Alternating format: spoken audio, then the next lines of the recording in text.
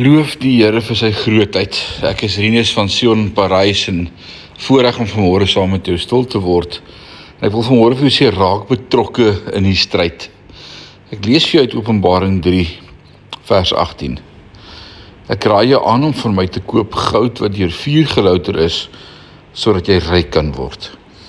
In Bybel sê daar, smelters die goud wat uit myne gebring is, geneem en dit met vuur verhit, totdat dit vloeibaar geword het. Nadat hulle dit geroer het, totdat die onsuiverhede uitgebrand was, sou hulle weet wat die proses voltooi was, wanneer die smelter in die pot vloeibare goud kon kyk en die weerkaatsing van sy eie gesig kon sien. Omdat Jesus die meestersmelter is, gebruik hy ook hitte.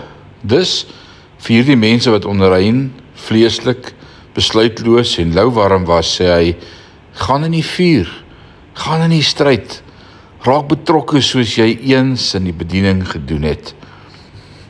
Voor die slag van Trafalgar, wetende dat hierdie spesifieke slag die lot van Europa sou bepaal, het Lord Nelson sy manne bymekaar geroep en gesê, in geval jy nie die syne van die hitte van die geveg kan sien of lees nie, weet dit, geen kaptein in hierdie vloot kan verkeerd doen as hy sy skip langs die van die vyand plaas nie. As jy nie my syne kan lees nie, en jy nie weet wat om te doen nie, is die antwoord baie eenvoudig. Gaan die eerste vyand wat jy kan vind, aan die oorlog deel.